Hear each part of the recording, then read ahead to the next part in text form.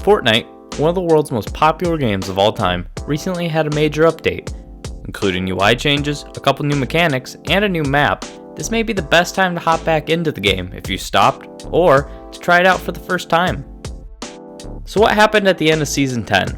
If you haven't heard by now, it concluded with an in-game event that saw a black hole consume everything on the screen.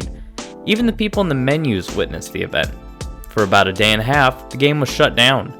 The only thing players could see if they tried to log on was the black hole. There was a small arcade game you could play if you entered in the classic Konami code, as well as numbers appeared on the screen. I never saw if anyone completely figured out what they meant, but they were there. Once the game came back online, players were treated to a really cool introductory cutscene that led perfectly into you dropping into the new map for the first time. It lets you play in a game against bots, giving you a pretty good chance to explore a little bit. This was a great way to introduce you to Fortnite Chapter 2. The new map was much needed. Even though they did regularly update the old one, after a while it didn't feel very fresh when they did. There are a couple of areas and small nods to the old map, but besides that, it's all new now. There's a wide variety of terrain in the new map: snowy mountain peaks, sandy beaches, swamps, plains, and forests. This variety helps make you feel like you're playing in a new map each time you land. They also made a conscious effort to add a large amount of water to the map. I'm assuming to coincide with some of the new features.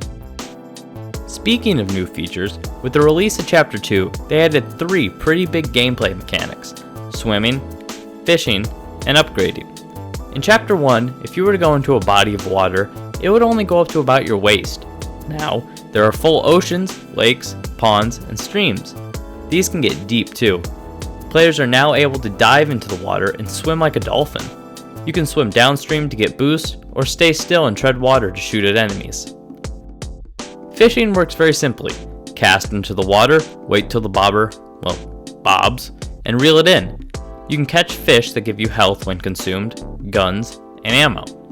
You can also gain a good amount of experience doing this, along with completing the occasional fishing challenge. There are swirling spots of water all over the map, and casting into them will let you catch things a lot faster. They last for 3 uses and then disappear. If they ever add more to it, I would be more inclined to use it, but for now, it's just an additional feature that I kinda rarely ever use. The last big gameplay mechanic is upgrading.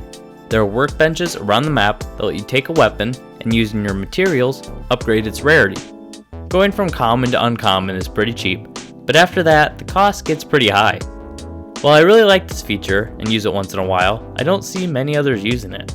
I often get down to the last 20-ish people remaining, go to upgrade a weapon, and I'll get notified that I was the first person to do so in a match. Personally, I think it's a cool system, but we will see if it gets changed to appeal to others more. So let's get down to the reason I made this. Why come back now? Well, let's take a look back at how this game looked when it blew up.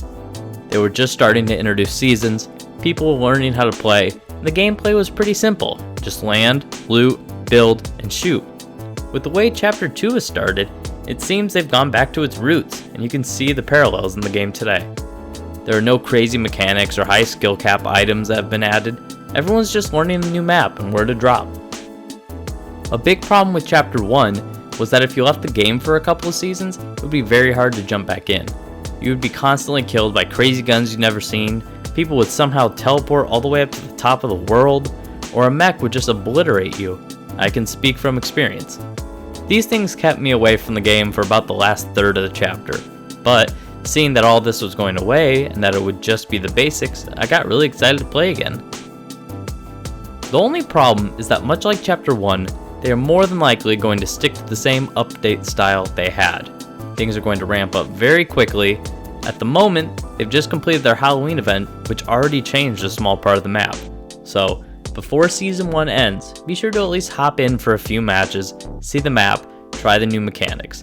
This chapter is off to a great start, and I really hope it continues. Please leave a message after the tone. So I saw you weren't subscribed. Call me back. You know what? Don't bother calling me. Just get out of my life.